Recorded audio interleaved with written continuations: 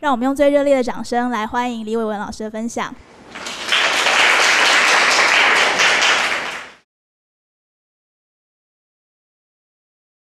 我们可以很浪漫的讲啊，就这段话大家应该听过嘛？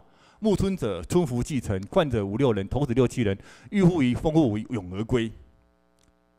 这段话不是孔子讲的，可是呢，很多研究孔孟学说的人大师们都说，这段话是孔子真正的大同世界。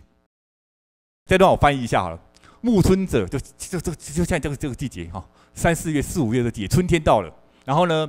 春服既成，什么春服？就穿着荒野服啦，哈，就是野外服哈，就是很轻便的可以弄脏的衣服叫春服哈。春服既成，冠着5、6人，大人5、6个大人，带着6、7个小孩子，然后在溪水里面玩完之后呢，到溪边比较高的台地，到高的地方吹风，然后唱着歌回家。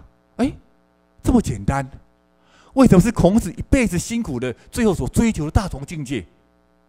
表示很困难，对不对？2000多年前都很困难，到今天当然更困难，对不对？首先，你看，你要达到这样境界，起码你要有自然环境，要有干净的溪水嘛，可以玩的溪水，对不对？然后要有像闲情逸致的大人呐，对不对？也要有小孩子不去补习的，对不对？愿意跟你来的，对不对？要很多东西条件配合才有这机会啊，很困难的哈。所以，我常会跟荒野的一些志工讲说啊，你们真好命，你们所做事情就跟孔子的大同世界一样，对不对？每天跟那些人带那些小孩在自然里面玩耍，多好，对不对？哈。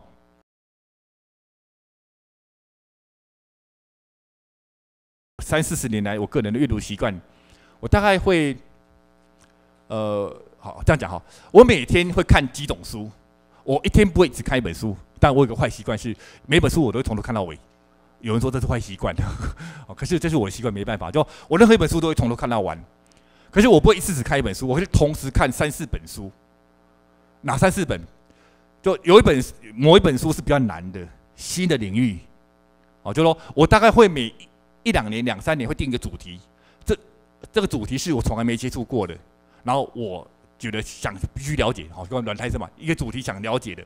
然后我就会挑这个主题的几个 Bible 几个重要的经典来，因为这主题是我们没接触过的，所以当然看得比较慢，而且是经典嘛，当然它的质量比较高，所以可能这本书要看20个小时、30个小时、40个小时，对不对？就是可是我就可能就一天看半个小时、1个小时，可能要看1、2个月，这是第一类。第二类是我已经熟悉了，可是也许还不太懂所以看的时候还会有收获。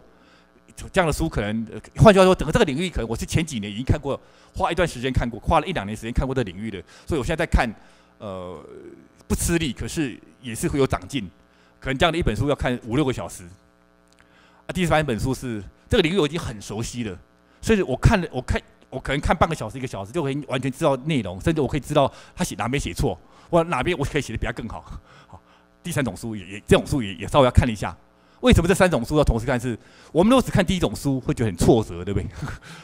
看半天看不懂觉得自己很差，对。第2种书是最适合的嘛，对，有长进又程度的适合，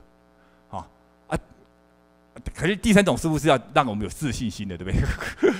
看得很快，又知道我都比作者厉害，对不对？信心，所以我们要鼓励自己，同时也要让自己有挑战一些困难的东西，所以我自己看大概有这3类，所以我每1、2年会定个主题，去收集这主题的几本书，把它看完。